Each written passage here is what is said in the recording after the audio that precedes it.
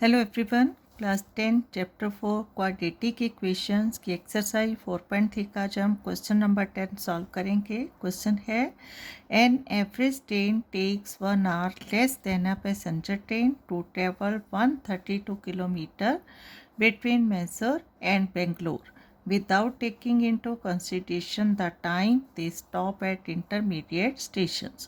Question में given है कि एक एक्सप्रेस ट्रेन पैसेंजर ट्रेन से 1 hour का टाइम कम लेती है 132 किलोमीटर ट्रेवल करने के लिए, जो कि बिटवीन मैसूर एंड बेंगलोर है। If the average speed of the express train is 11 kilometer more than that of the passenger train, find the average speed of the two trains। अगर एक्सप्रेस ट्रेन की speed passenger train की speed से 11 kilometre ज़्यादा हो जाती है तो हमें दोनों ट्रेन्स की एवरेज स्पीड है वो फाइंड आउट करनी। ठीक है, अब देखो अकॉर्डिंग टू क्वेश्चन हमें क्या गिवन है यहाँ, time taken by express train 1 hour less than the passenger train and the distance to travel 132 kilometre. ठीक है, और क्या गिवन है, the speed of express train is 11 kilometre more than that of the passenger train.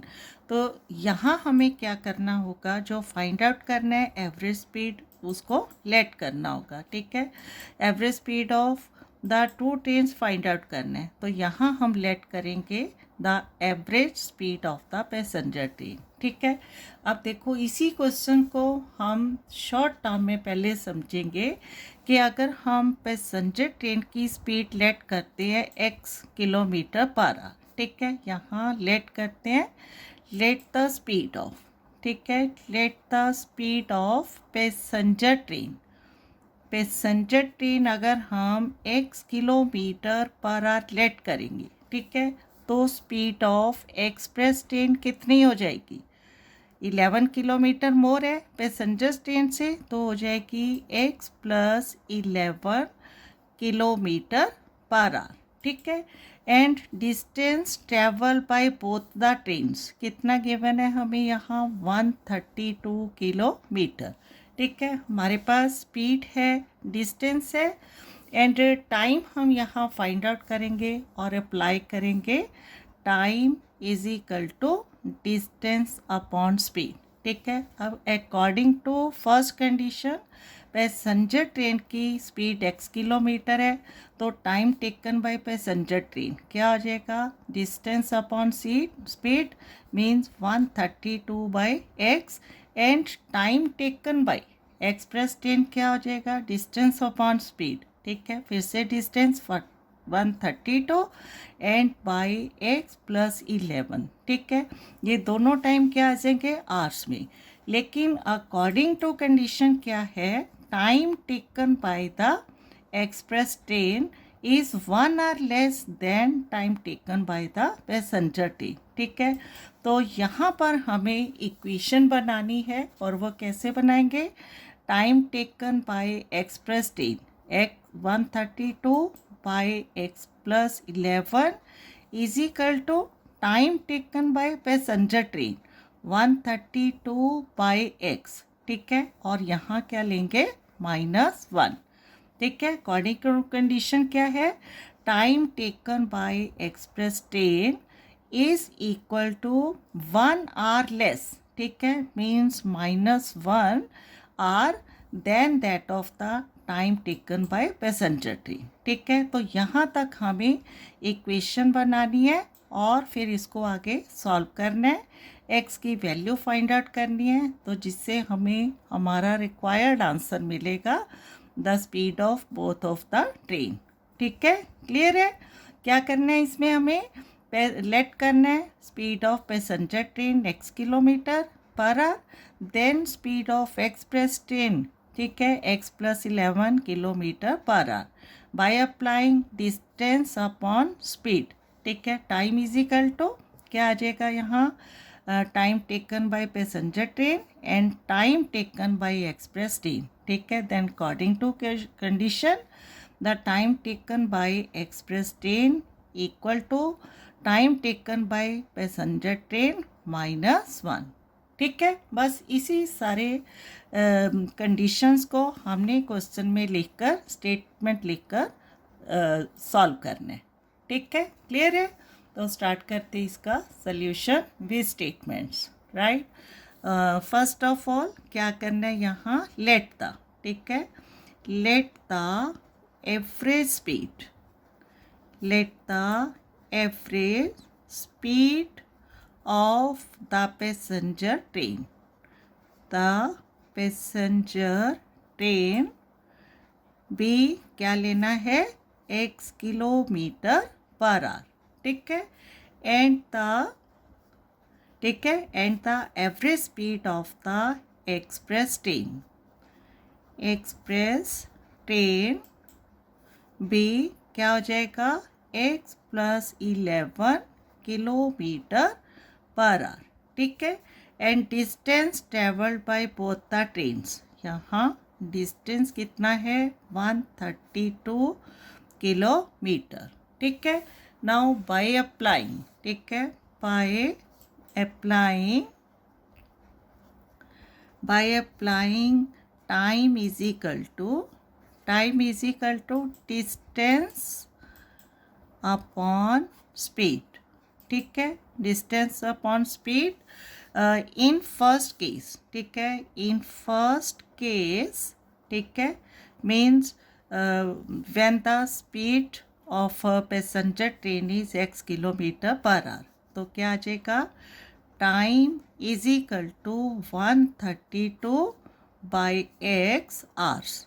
ठीक है, clear है? And in second case, in second case time is equal to 132 upon x + 11 hours. ठीक है, क्लियर है?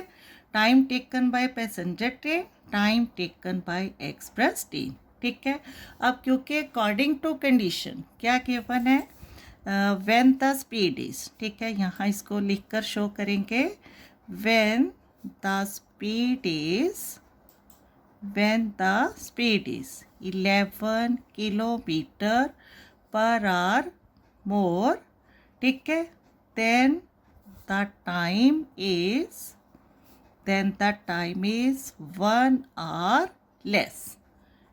ठीक है, तो देयरफॉर द इक्वेशन क्या आ जाएगी, 132 अपॉन x + 11, ठीक है, time taken by express train is equal to time taken by passenger train 132 by x - 1। ठीक है, क्लियर है? अब हमने इनको सॉल्व करना है। अब यहाँ क्या है, 132 अपॉन x + 11 है, तो 132 बाई x है। ठीक है, इस जो टर्म है इसको हम लेफ्ट साइड लेकर आएंगे।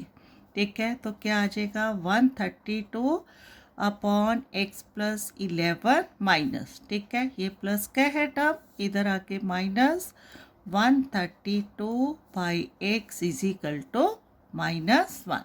ठीक है, नाउ दोनों एल्जेब्रिक एक्सप्रेशन है, डिनोमिनेटर इनका एलसीएम लेंगे। ठीक है, तो क्या आ जाएगा, x × x + 1, सॉरी 11, ठीक है, x + 11, और जब डिनोमिनेटर्स को हम मल्टीप्लाई करते हैं तो इस न्यूमरेटर को इससे इंटू करते हैं। ठीक है, तो यहाँ क्या आ जाएगा, 132x, राइट, माइनस 132 को इंटू करना है x + 11 से। ठीक है, तो क्या आ जाएगा, -132 × x + 11 is equal to -1।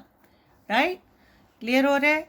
Now 132x minus 132 × x क्या हो जाएगा, 132x minus plus minus 132 multiply by 11, 11 × 2 = 22, 2 बचेगा, 11 × 3 = 33 एंड +2 35, 3 बचेगा, 11 × 1 = 11, 3 40। ठीक है, and upon x into x, यहाँ क्या आ जाएगा x square plus x into 11 x is equal to -1। ठीक है, now 132x minus 132x cancel out हो जाएंगे और यहाँ हमें क्या मिलेगा -1452 upon x square plus 11x is equal to -1। ठीक है, अब इधर फ्रैक्शन है तो यहाँ पर भी हम क्या लेंगे -1/1। ठीक है, क्रॉस मल्टीप्लाई करेंगे तो क्या आ जाएगा -1452 इंटू 1 क्या आ जाएगा -1452 is equal to -1 into x square plus 11x। ठीक है, -1 into x square plus 11x। Right, now यहाँ 14। ठीक है, -1452 इज इक्वल टू, तो फिर से -1452 इज इक्वल टू माइनस है 1 है एक्स स्क्वायर से इंटू होगा क्या आ जाएगा -x square minus plus -11x। ठीक है, अब इन दोनों टर्म्स को हमने लेफ्ट साइड लेकर आना है। ठीक है, तो जो फर्स्ट टर्म है जो नेगेटिव है वो क्या आ जाएगी यहाँ positive, x square minus 11x भी लेफ्ट साइड आकर क्या आ जाएगा +11x and -1452 already left side है तो इसको एज इट इज़ लिखेंगे -1452 इज इक्वल टू 0। ठीक है, अब यहाँ हमें क्या मिल रहा है x square plus 11x minus 1452 equal to 0 is form of the quadratic equation. ठीक है, अब इसको हमने सॉल्व करना है, इनके फैक्टर्स फाइंड आउट करने हैं और फिर उसमें से x की वैल्यू। ठीक है, यहाँ हम इसके फैक्टर्स फाइंड आउट करेंगे by splitting the middle term. Right, by splitting the middle term में क्या होता है जो एक्स स्क्वायर का कोफिशिएंट a है। ठीक है, यहाँ a की वैल्यू 1, उसको इनटू करना है कांस्टेंट टर्म c की वैल्यू से और यहाँ c की वैल्यू है 1452। ठीक है, देखो इसको यहाँ सॉल्व करेंगे a इंटू सी। ठीक है, a इंटू सी, a की वैल्यू 1, c की वैल्यू 1452। ठीक है, क्या आ जाएगा 1452।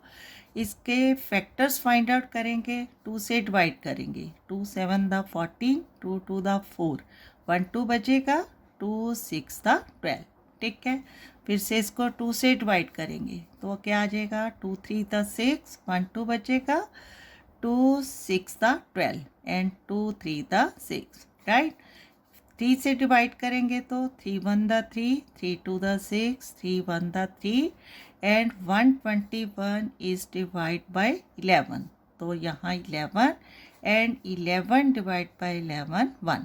ठीक है, अब इनमें से हमने दो फैक्टर्स लेने हैं जिनको प्लस या माइनस करने से हमारा अकॉर्डिंग टू जो है क्वाड्रेटिक इक्वेशन है 11x है वो आना चाहिए और उन दोनों फैक्टर्स को मल्टीप्लाई करने से हमारा 1452 है ये आना चाहिए। ठीक है, अब यहाँ देखो क्या मिल रहा है हमें 2 इंटू 2। ठीक है, ये 2 इंटू 2 इंटू 11 क्या बन जाएगा 44, 2 to the 4 into 11 44 and 3 into 11। ठीक है, इन दोनों टर्म्स को मल्टीप्लाई करने से 33 एंड 44 माइनस 33 क्या हो जाएगा 11। ठीक है, क्लियर है। यहाँ देखो क्या मिल रहा है हमें 2 into 2 into 11 is equal to 44 and 3 into 11 is equal to 33।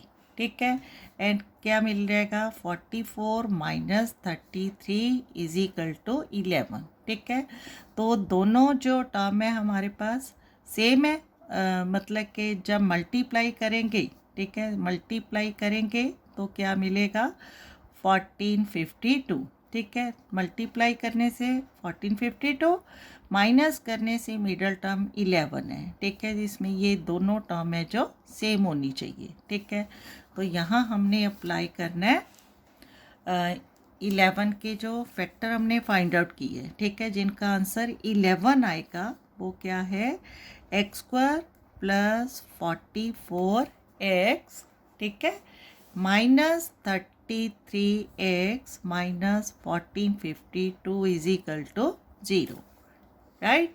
Now इन दोनों टर्म में से क्या कॉमन आ रहा है, x, तो यहाँ x plus 44 and minus 33x minus 1452 में से क्या कॉमन मिलेगा, -33, ठीक है, क्योंकि हमें मालूम है 44 इंटू 33 1452, तो हेयर 33 कॉमन, ये x आएगा, minus minus plus 44 is equal to 0, ठीक है। तो इस तरह से हमें क्या मिल रहा है, x प्लस 44 दोनों में कॉमन है, x plus 44 and into x minus 33 is equal to 0, ठीक है। तो इसका मतलब क्या मिलेगा, x प्लस 44, ठीक है, इसका सॉल्यूशन हम इधर करेंगे, राइट।